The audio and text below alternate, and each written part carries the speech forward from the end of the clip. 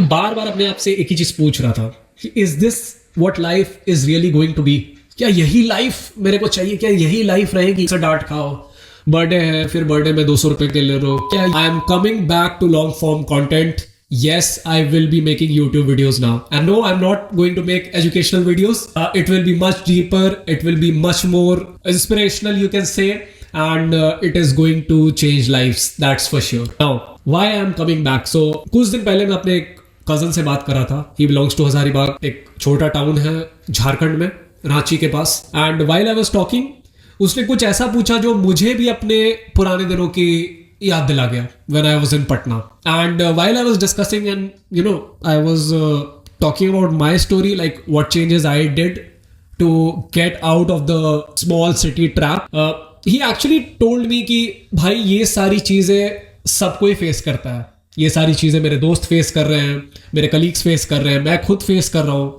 So क्यों नहीं आप इसको डॉक्यूमेंट करो, and this can inspire a lot of people from the small city. That is why I am starting this video. And I'll be sharing my journey.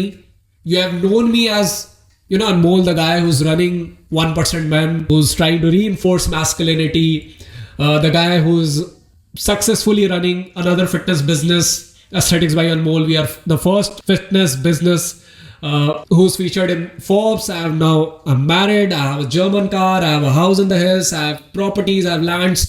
But poor thing is that most people do not know the unfiltered version of me. मुझे ये सब बनाने में 12 साल लगे. कैसे मैंने ये बनाया? What kind of story I have? I want to tell that. I want to inspire more people. And that's why I'm here. Today I want to talk about the turning point in my life. One of the first turning points in my life. And I still remember I was in class 11th. It was 31st of December 2011 and हम सब दोस्तों का plan बना. हम 4 दोस्त थे. हमारा plan बना कि हम लोग गंगा घाट के पास में वहाँ पे न्यू गोवा बनाने का बिहार सरकार के द्वारा कुछ प्रोजेक्ट शुरू हुआ था, जिसमें पहली बार जेट स्की आई थी पटना. सो जेट स्की पीछे बैठ के राइड लेने का हमने डिसाइड किया कि न्यू ईयर में ये करेंगे, 31st को ये करेंगे. एंड सो जेट स्की का प्राइस था 300 रुपये और बाकी हमने डिसाइड किया कि 200-300 रुपए और लाना है ताकि उसका हम लोग कुछ पार्टी कर सके, खा पी सके. मतलब going out to a small restaurant and have fun. Now the problem was कि बहुत मांगने के बाद मुझे सिर्फ 300 रुपए मिले घर से, और वो भी आई थिंक 100 रुपए पापा ने दिए, 200 रुपए मम्मा ने दिए. एंड और पापा it was like completely okay. 100 रुपए बहुत है पार्टी करने के लिए, एंजॉय करो. तुम कुछ करते नहीं हो, ना पढ़ाई लिखाई में तुम्हारा मन लग रहा है, ना कुछ करते हो, पूरे दिन घूमोगे, टाइम वेस्ट करोगे, तो इसके लिए 100 रुपए बहुत है. थोड़ा रोना धोना करके मम्मा से 200 रुपए लिए, बट ऑब्वियसली चाहिए तो 500-600 रुपए थे, उतना मिल नहीं पाया. 300 रुपए लेके मुंह लटका के मैं घर से निकला कि शिट यार करूंगा क्या, दोस्तों को क्या बोलूंगा, ये तो पूरी बेइज्जती हो गई मेरी. सो हम सारे दोस्त निकले एंड एक उसमें से मेरा खास दोस्त था जिसको मैंने ये शेयर किया कि भाई ऐसी ऐसी दिक्कत है, तो वो अपने पास से 200-300 रुपए ज्यादा लेकर आए ताकि वो मेरा पैसा भर देगा. तो ऑल्दो हम गए जेट स्की के, हमने 300 रुपए मेरे उसी टाइम खत्म हो गए. बाकी जब रेस्टोरेंट गए तो ही paid the bill. But morning से ही कुछ चीजें मेरे दिमाग में चल रही थी. I was enjoying with my friends, मैं एंजॉय तो कर रहा था, बट द प्रॉब्लम वॉज कि आई वॉज नॉट एंजॉइंग. ऐसा दिख रहा था कि मैं एंजॉय कर रहा हूँ, बट मैं एंजॉय कर नहीं रहा था. बैक ऑफ द माइंड एक ही चीज चल रहा था, यार what the hell is this. क्या यार 100-200 रुपए के लिए इतना मांगना पड़ रहा, 100 और 200 रुपए के लिए यार इतना रोना धोना करना पड़ रहा. What is this? एंड मैं बार बार अपने आप से एक ही चीज पूछ रहा था कि is this what life is really going to be. क्या यही लाइफ मेरे को चाहिए? क्या यही लाइफ रहेगी? लाइक अभी मैं 11th में हूँ, ठीक है, हर टाइम मैं जाता हूँ वही 100-200 रुपए के लिए घर पे बहसबाजी होती है, लड़ाई होती है, फिर आके पापा से अलग डांट खाओ कि पढ़ते नहीं हो, सिर्फ घूम रहे हो. And then same thing, same हर टाइम यही रिपीट हो रहा था. 31st को थोड़ा ज्यादा डांट खाया था बस, तो ज्यादा रियलाइजेशन हुआ कि क्या यही लाइफ रहेगी मेरी. Is this what life is going to be. And आगे क्या, अभी मैं 12th में चला जाऊंगा वापस, सेम चीज, फिर से डांट खाओ, बर्थडे है, फिर बर्थडे में 200 रुपए के ले लो. क्या यही लाइफ होगी मेरी? जब मैं घर आया मैं बहुत डीप थॉट्स में चला गया कि यार this is not what I want from life, and this is not the life I actually want.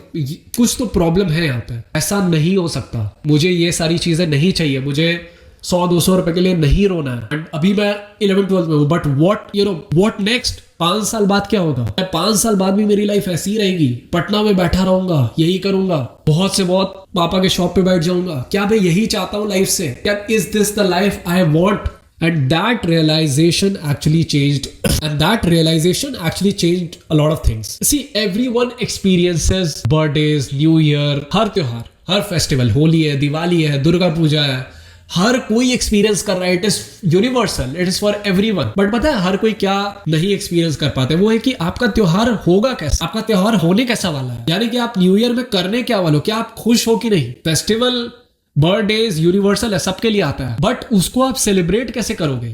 उसके साथ आप एडजेक्टिव क्या लगाओगे? Is it going to be a happy new year और is it just going to be a lame age new year like I had? And वहां से बहुत चीजें चेंज हुई.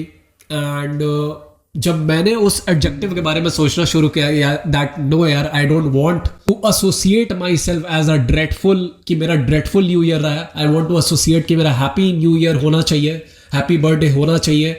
And to make sure that my birthday is happy, I have to earn well, I have to do something in life, I have to do something meaningful in life.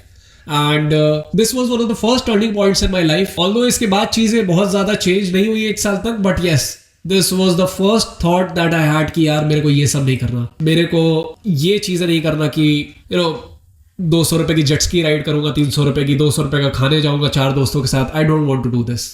So this is where life changed. And I want to ask you as well, what adjectives do you use to define your life? I want to ask you that. Answer that in the comments. See you in the next.